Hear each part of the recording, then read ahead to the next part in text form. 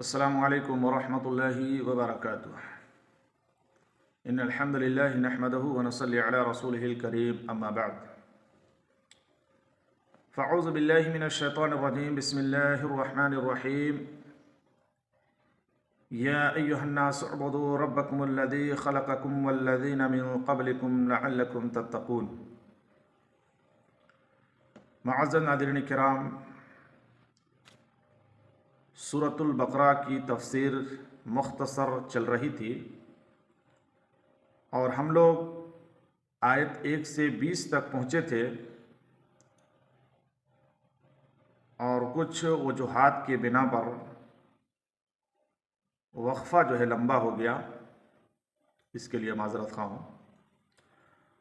آج کی جو تفسیر ہے وہ ہے آیت 20 سے لے کر کے 25 تک، انشاءاللہ اس کی مختصر تفسیر کی جائے گی۔ تو آئیے شروع کرتے ہیں۔ اللہ تبارک و تعالی نے فرمایا، یا ایھا الناس اعبدوا ربکم الذی خلقکم والذین من قبلکم لعلکم تتقون۔ اے لوگو، اپنے اس رب کی عبادت کرو جس نے تمہیں اور تم سے پہلے لوگوں کو پیدا کیا، یہی تمہارا بچاؤ ہے۔ آگے فرمایا، الذی جعل لکم الارض فراشا والسماء بناء وانزل من السماء ماء فاخرج به من الثمرات رزقا لکم فلا تجعلوا للہ اندادا وانتم تعلمون۔ جس نے تمہارے لیے زمین کو فرش اور آسمان کو چھت بنایا، اور آسمان سے پانی اتار کر اس سے پھل پیدا کر کے تمہیں روزی دی، خبردار باوجود جاننے کے اللہ کے شریک مقرر نہ کرو۔ اس آیت کریمہ کے اوپر یا اس آیت کریمہ میں اگر غور کریں گے تو اللہ تبارک و تعالی نے اپنی ربوبیت کو ظاہر کیا ہے۔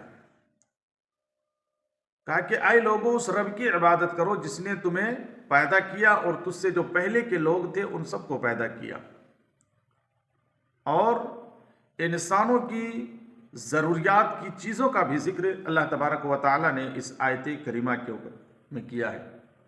یعنی زمین کو اللہ تبارک و تعالی نے ہمارے لیے، لوگوں کے لیے، سب کے لیے فرش بنا دیا، اور آسمان کو چھت بنا دیا، اور روزی کے لیے اللہ تبارک و تعالی نے آسمان سے بارش کو نازل کیا اور اس بارش کے ذریعے روزی عطا کی۔ ان تمام چیزوں کے باوجود اگر کوئی اللہ کا شریک مقرر کرتا ہے تو یہ اس کے لیے ناقابل معافی جرم ہے۔ آگے اللہ تبارک و تعالی نے فرمایا، وَإِن كُنتُمْ فِي رَيْبٍ مِّمَّا نَزَّلْنَا عَلَىٰ عَبْدِنَا فَأْتُوا بِسُورَةٍ مِّن مِّثْلِهِ وَادْعُوا شُهَدَاءَكُم مِّن دُونِ اللَّهِ إِن كُنتُمْ صَادِقِينَ۔ ہم نے جو کچھ اپنے بندے پر اتارا ہے اس میں اگر تمہیں شک ہے اور تم سچے ہو تو اس جیسی ایک صورت تو بنا لاؤ۔ تمہیں اختیار ہے کہ اللہ کے سوا اور اپنے مددگاروں کو بھی بلا لو۔ رب ذوالجلال نے ان تمام لوگوں کو چیلنج کیا ہے جو اس قرآن کریم کے اوپر شک کرتے ہیں، جو اس قرآن کریم کے اوپر انگلی اٹھاتے ہیں، جو کہتے ہیں کہ یہ قرآن اللہ کا کلام نہیں ہے، یہ انسانی کلام ہے۔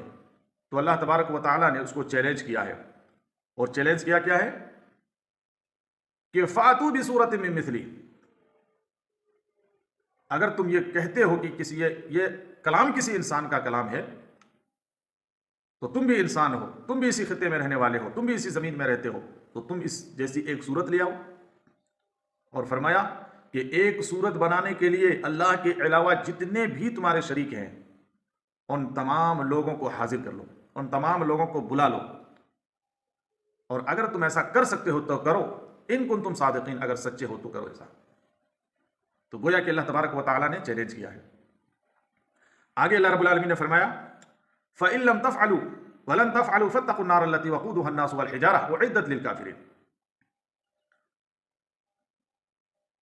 بس اگر تم نے نہ کیا، اور تم ہرگز نہیں کر سکتے ہو، ہرگز کر ہی نہیں سکتے ہو۔ یہ قرآن کریم کی صداقت کی ایک واضح دلیل ہے۔ عرب و عجم کے تمام کافروں کو چیلنج دیا گیا ہے، لیکن وہ آج تک اس کا جواب دینے سے عاجز و قاصر ہے۔ یقیناً قیامت تک وہ عاجز اور قاصر رہیں گے، وہ کر ہی نہیں سکتا ایسا۔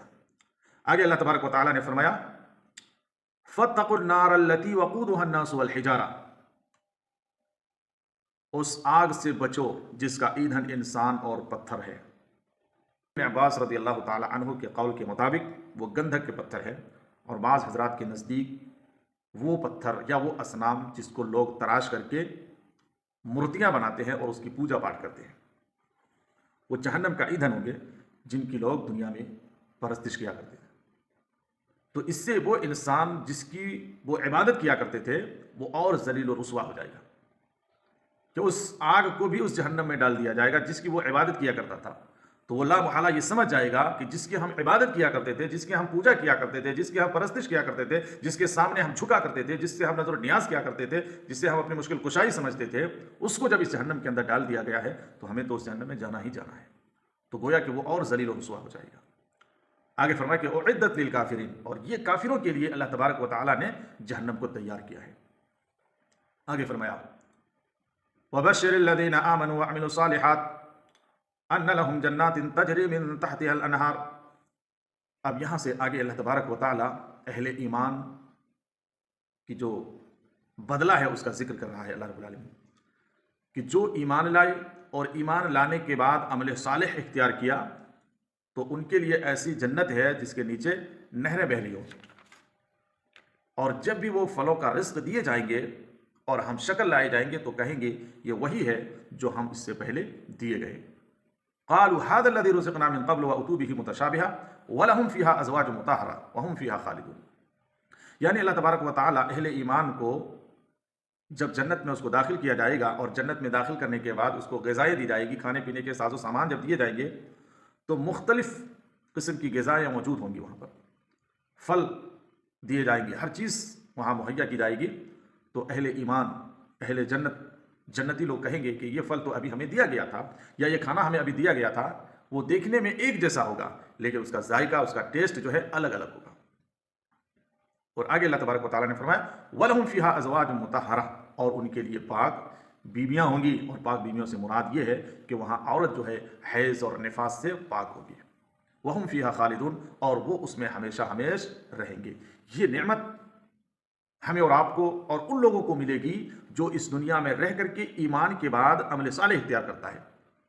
تو ان لوگوں کے لیے اللہ تبارک و تعالیٰ نے یہ تمام کی تمام چیزیں تیار کر رکھا ہے۔ اللہ تبارک و تعالیٰ سے دعا ہے کہ بار الہ ہم تمام مسلمانوں کو جو ایمان لائے ہیں، ایمان لانے کے بعد عمل صالح اختیار کرنے کی توفیق عطا فرمائے۔ السلام علیکم ورحمۃ اللہ وبرکاتہ۔